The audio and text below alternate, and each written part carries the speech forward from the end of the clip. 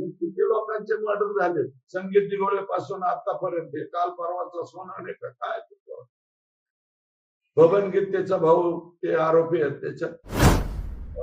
मुंबईत काय आहे, लोकशाही आहे, या सगळ्यांच्या मॅक्स आहे, या सगळ्यांच्या याच्यावरती माझं मत आहे की तुमचं कोणतं ते पोर्टल का काय म्हणतात ते पीडीएफ तुम्ही टाका, हे लोक जाहीर करा, मग ते लोक त्याच्यावर व्यक्त होतील की परळी तालुक्यातल्या लोकांनी बीड जिल्ह्यात सगळीकडे जमिनी कसं काय घेतल्या आणि शेतकऱ्यांच्या जमिनीवर मी विमा भरण्याची हिंमत केली. तुमची जमीन आहे, मी विमा भरतोय, तुम्हाला माहितच नाही. आणि नंतर हे जेव्हा बीड जिल्ह्यामध्ये सक्सेस झालं, मग हे धाराशिवकडे वळले, मग आता परभणीकडे वळले. जालना जिल्ह्यातल्या काल काही शेतकऱ्यांचा फोन आलेत मला, जालना जिल्ह्यातही हे 20-25 हजार हेक्टरकडे सरकते आणि माननीय मुख्यमंत्र्यांनी जाहीर केलंय सखोल चौकशी करून उद्याच्याला हे बघा, परळी तालुक्यातले 22 सीएससी सेंटर धाराशिव जिल्ह्यामध्ये सुद्धा विमा भरतात. 22 सीएससी सेंटर परळी तालुक्यातले बीड जिल्ह्यातले 10,000 हेक्टरवर भरतात आणि 22 एक रामनगर तांडा म्हणून एकच सीएससी सेंटर आहे, त्यांनी 40,000 हेक्टरचा विमा भरलाय परभणी जिल्ह्यामध्ये. आणि हे लावलंय काय? आणि जालना जिल्ह्यामध्ये मी आता काल फोन आला माझ्याकडे, त्या व्यक्तीचा मोबाईल नंबर ते देतो तुम्हाला. आता हे कोणा कशा आज त्यांना मी बोलवलंय, मी लग्नाला जाणार आहे नाका त्यांच्या आता. मात्र यात कुणाला पाठीशी घातलं जाते कारण हे नेमकं कशा पद्धतीने चालतंय आणि ह्याला वरद हस्त कोणाचा आहे, पाठबळ कोणाचे? मी म्हणलं ना, संजय सिंगानी यांनी, राज कुंद्रा नाही, मलाच माहित नव्हतं ते, माझं बी कधी कधी असं होतंय, त्यामुळे ते संजय सिंगानी या नाव येतं गजनी पिक्चर मधलं आमिर खान, ते झालेलं आहे. मी 2023 ते 2024 पर्यंत कोण कृषी मंत्री होते हे मला आठवत नाही. आता कृषी मंत्री मला वाटतं कोकाटे साहेब झालेत ना सिन्नरचे, आणि पहिले जे होते ते मला आठवत नाही. शक्यतो तुम्हाला जर आठवत असतील तर त्यांचं नाव घेऊन टाका तुम्ही, माझं काय म्हणणं नाही. सभागृहात मी त्यांचं नाव घेतलं नाही कारण 35ची नोटीस मी दिली नव्हती.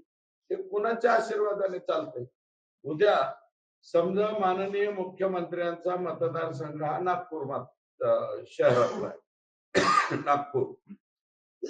नागपूरच्या साहेबांच्या मतदारसंघातल्या लोकांनी जर संपूर्ण महाराष्ट्रामध्ये पीक विमा भरला आणि त्याचे पैसे मिळाले, थोडं तिडकं नाही ना, 8,000 कोटी रुपये समजा राज्य सरकार आणि केंद्र सरकार जर एका वर्षाला शेतकऱ्यांना देत असेल आणि त्यातले 2-2 हजार कोटी 3,000 कोटी रुपये हे जर असे सीएससी सेंटर वाले आणि परळी तालुक्यातले माननीय जे साहेब 1,42,000 निवडून आलेले आहेत त्यांचे लोक असतील तर मला वाटतं हे आता फार झालं. आणि हे तुमच्या पोर्टलवर याद्या टाका एवढी माझी विनंती. तुम्हाला ती पीडीएफ देतो, मला त्यातलं लय कळत नाही पण ते देऊन टाकतो. अण्णा, तुम्ही दरवेळेस छोटा आका मोठा आका कुठल्याही आकाचं नाव घेत नाही, घाबरतात? मी सांगितलं ना अगोदरच, मी घाबरत कोणालाच नाही म्हणून. घाबरायचं नाही, फक्त आता लिंक जी जोडायला चाललेली आहे, येऊ दे आता 1-2 दिवसात 3 दिवसात येणार. मी सांगितलं ना, आका 100% 302 मध्ये सुद्धा आहे बर का. आकांच्या आदेशाशिवाय होत नाही. आणि 9 तारखेला घटना घडली, 8 तारखेला आका इथं एका इंग्लिश दारूचं लायसन भेटलंय मला वाटतं त्यांनी कुठून तरी विकत आणलंय, 72 का काय बिअर बार आहेत त्या केज मध्ये. त्या सगळ्यांचा खोटा उपयासाठी त्यांनी ते आणलं, अग्रीमेंट केलंय, त्याची प्रत सुद्धा माझ्याकडे आली आकांच्या याची. आणि मला वाटतं इथं काहीतरी जमिनी कोणाच्या शेतकऱ्याच्या न मोजता हे आता काहीतरी चाललंय रिसॉर्ट का काहीतरी. आता जाता जाता जरा बघा, याच्यानंतर ते काय म्हणतात आपला मांजरसोबा फाट्यावर बीडला जाताना तुम्ही काही मस्साजोगला जाताना डाव्या बाजूला जरा रिसॉर्ट कोणाचं चाललंय, कोणाच्या जागेवर चाललंय, तिथले शेतकरी टाव फोडतायत की बाबा आमची जमिनीवर तुम्ही बांधकाम कसं काय करायला लागले. नाही नाही म्हणजे आमची जमीन. आणि ते बीडचा तहसीलदार कोण आहे त्याला जाऊन विचारा ना तुम्ही, त्यांच्याकडे तक्रार आलेली आहे. बीडचे तहसीलदार काय झोपा काढतात महसूलचे? तुमची जमीन आहे त्याच्यावर मी रिसॉर्ट बांधायला चालू करायचं आणि शेतकऱ्याच्या जमिनीचे दुसऱ्यांच ते काय मुरमूक करायचं आणि स्वतःच्या शेतात नेऊन टाकायचं. अरे वागणं कुठनं झालंय बाबा? हे काय आहे? याला काही लिमिटेशन आहेत का नाही? आणि ते दुबे प्रकरण जे आहे ते दुबे प्रकरणामधला आरोपी कोण दाखवलाय? हा नाही नाही, कर आहे उंबरकर का हिवरकर का काय? त्याचे डायरेक्ट आकाशच मेन त्याचे, आणि किती लाखात मिटलंय काय मिटलंय ते बी मला आलंय. येणार आहेत ते लोक मला भेटायला, आणि ज्यांनी परळी शहर सोडलंय त्यांची बी यादी तुम्हाला उद्यापर्यंत देतो. परळी शहर सोडून गेलेत ते, आणि कोणाच्या मोक्याच्या जमिनी दिसल्या की डायरेक्ट ही आमचीच म्हणायची, आणि 200 रुपयाची वस्तू असली की म्हणायचे द्या 20 रुपयाला, नाही दिली तर लगेच तिथं हे आमचीच म्हणायची. ही इतकं वागणं वाईट असतंय काय? हा, अरे आम्ही तर 99चे आमदार आहेत, आणि तुम्ही 99 पासून आमदार आहेत बाबा. कोणाच्या जमिनीवर जाऊन असं काय आमचं जे वावर आहे म्हणल्यावर कसं जमायचं? हा, हे वागणं कुठलंय? पद्धत कुठली? अधिकाऱ्यांना बोलण्याची भाषा काय होती त्यांची? काही रेकॉर्डिंग असलं तर जरा व्हायरल करा. हा, IAS IPS ला सुद्धा कसं बोलायचं, कलेक्टरला कसं बोलायचं, त्यांचं बोलणं कसं असतं काय असतं मी खाजगीत सांगेल तुम्हाला. याच्यावर बोललं तर बीड जिल्ह्यामध्ये असले काही लोक बोलत असते. पण पालकमंत्र्यांच्या बाबतीत मी म्हणलं ना, माजी पालकमंत्र्यांच्या बाबतीत की त्यांना एखादा मित्र शिल्लक राहिलाय का? त्यांच्या जवळचे कोण माणसं जवळ राहिले? आणि जे खासदार झाले ते बी त्यांचेच मित्र होते ना, सख्या भावासारखे राहत होते. कसं काय गेले ते दुसऱ्या पक्षात? याचं अंतर्मनाला तरी विचार करो. थोडस मला वाटतं अंदर खुद के झाक के जरा बघावा ना. तुमचे पहिले तुम्ही असे नव्हते, हे आता ह्या 5 वर्षात असे का वागायला लागले? आणि काय काय चर्चा तुमच्याबद्दल येतात, काय काय नाही, हे जरा लोकांना एकट्या ती माऊली जी बडबड करते, काय त्यांचं नाव आहे? आजपर्यंत मी कधी म्हणलं नव्हतं. त्या बीडमध्येच राहतात मला वाटतं. हा, आणि पिस्तुलाच्या लायसनीला शिफारशी कोणाच्या आहेत? अरे लक्ष्मी पूजनाच्या दिवशी गाड्या पुजताना वर गोळ्या हाणतात तुम्ही, आणि बापाचं लायसन आणि पोरगा पिस्तूल लावतोय. काय चाललंय बीड जिल्ह्यामध्ये?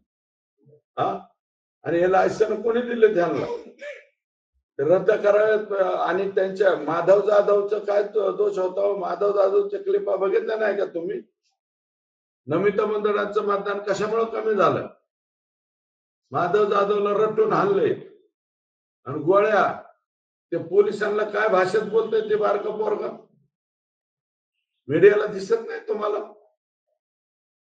तुम्हाला म्हणता येत नाही ह्याच्यावरती? ही क्लिप परत परत दाखवा ना, महाराष्ट्राला दाखवा, जगाला दाखवा.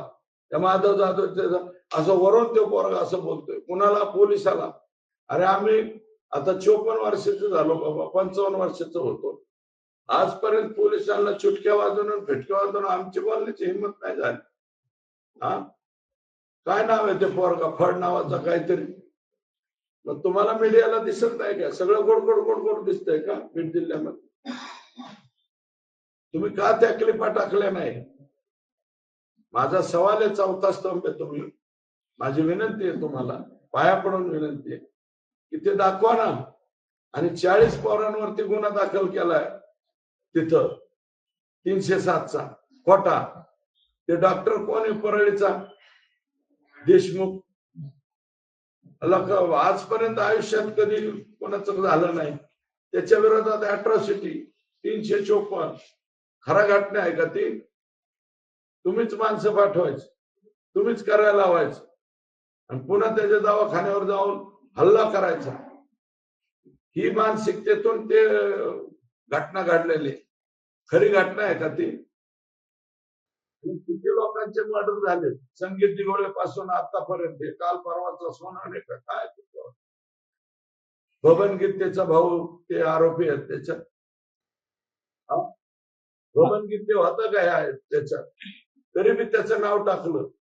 एक साधं मीडियाने माझी विनंती आहे बाबा, आम्ही नाही बोललो, परंतु बबन गीते खरंच आरोपी आहे का त्याचा?